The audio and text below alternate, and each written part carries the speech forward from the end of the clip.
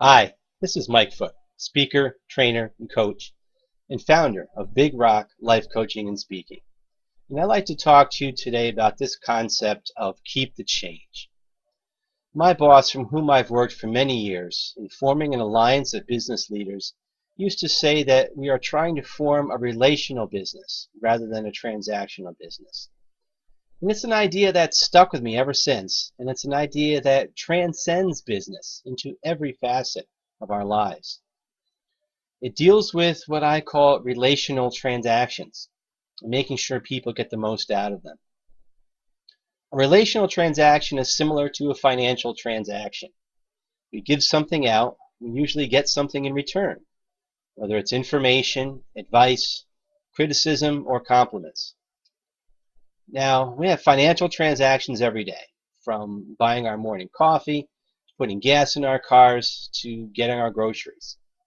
But every day, we have so many more relational transactions with our spouse, our kids, coworkers, friends, customers, and clerks.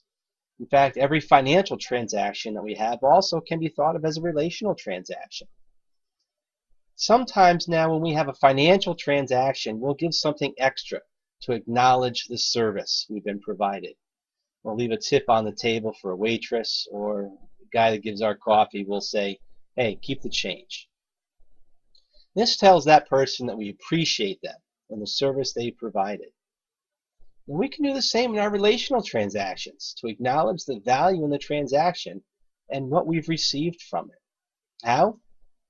By thanking them for their advice, or telling them, hey, it was really great spending this time with you. Or just looking the cashier in the eye and saying, I hope the rest of your day is great. By giving back this little bit, we're giving a relational gratuity. By acknowledging the value of the relationship, we're letting the other person keep the change. Letting someone keep the change lifts them up, brightens their day, it adds value to their existence, and hopefully will allow them to pay that change forward to the next person they see.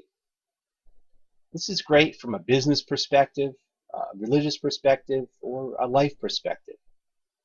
It's a great way to do business as it helps build a rapport with the customer or with your employees as you give them the change and let them pay that forward to the customer. It's the foundation of most religions to do more for others than for yourself. And it just makes everyone involved feel just a little bit better. So many of us go through our days rather routinely. We don't take time to notice our surroundings, to take note of the people around us and value the relationship that we have with them. So we need to acknowledge the relationship of those around us. Try this experiment. The next time you're out at the checkout and the cashier hands you your receipt, try looking him or her in the eye. Sometimes you'll see forehead, but sometimes your eyes will meet. Hold that look for just a bit, maybe a little bit more than what you're comfortable with. Say thank you and say, hey, you have yourself a great day. You might get some odd looks, but I bet you'll brighten their day.